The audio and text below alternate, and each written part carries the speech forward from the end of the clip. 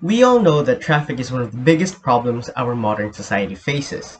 Before all the lockdowns and quarantines, Manila in 2019 had the second worst traffic in the world, with the average driver spending a whopping 10 days and 17 hours of their lives stuck in traffic. In fact, the Philippines also loses approximately 3.5 billion pesos daily as a result of the time squandered in traffic in Metro Manila alone.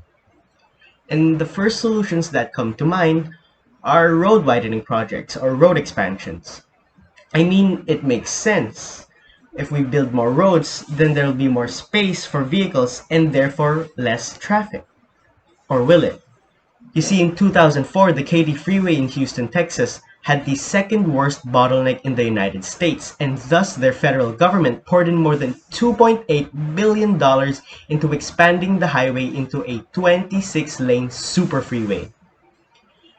And while the road did experience temporary alleviation, only 3 years after the project's completion, traffic became even worse than before. So what's the big deal? Well, this is where the concept of induced demand comes in. Yes, short-term solutions like road widenings do temporarily increase vehicle capacity. But the more something is provided, the more likely people are to use it, especially something as free and convenient as a direct highway. People that used to take alternative routes, traveled at different times, or used public transport switched to the more convenient choice. Over time, they became more inclined to use the highways, adding to the congestion and leading into this seemingly endless and counterproductive affair. Here in the Philippines, we can see this play out in our very own EDSA highway, which is notorious for its frequent traffic jams.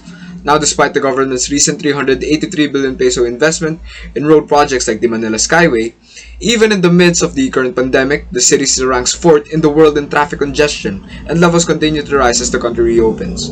Yet, more and more projects such as the NLEX-SLEX Connector Road keep getting built, and with nearby roads like the Commonwealth Avenue and Bagsaysay Aurora Boulevard being at risk of falling victim to traffic congestion, perhaps building and expanding more roads is not the viable and enduring solution that we need. While yes, it can be argued that there are a multitude of factors to consider, induced demand is still an important factor that should be taken into account in the long-term development of infrastructure in our country. And that's the beauty of economics. It provides a broader perspective that may not always align with our instincts. It takes into account both short and long-term events that may sway plans in different directions. Anyways, going back to our little traffic conundrum, here are a few ongoing solutions. With the aid of the Japan International Cooperation Agency, over 160 new kilometers of railways are planned to be built, along with rehabilitation of the existing railway systems. The JICA also loaned the way for the Philippines' first subway system, which began construction just last year. In 2017, the DOTR's PUV modernization program also planned to develop fleet modernization, the gradual phasing out of old jeepneys with more efficient and environmentally friendly counterparts, and route rationalization, which are basically LGU-driven studies to maximize the capacity of PUVs and roads in local areas. Another possible solution is PUV regularization. The PUV system incentivizes drivers to make as many trips and pick up as many passengers as possible. Thus, standardizing driver salaries could lessen improper loading of passengers and decrease aggressive behaviors among drivers. If we all brush up on a bit of economics, we learn that seemingly straightforward solutions don't always go as planned, especially in the long run.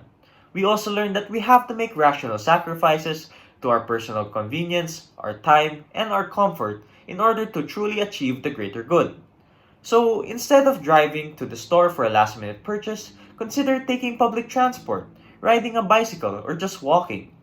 That is why economic literacy is necessary among us Filipinos in order for us to understand the mechanisms behind the issues that we face every day and make well-informed decisions in everything that we do, from how we spend our time and money to the platforms of politicians that we are to support. This presentation was made using canva.com. We, scholars from PSHS CLC, hope you learned something new. Thanks for watching.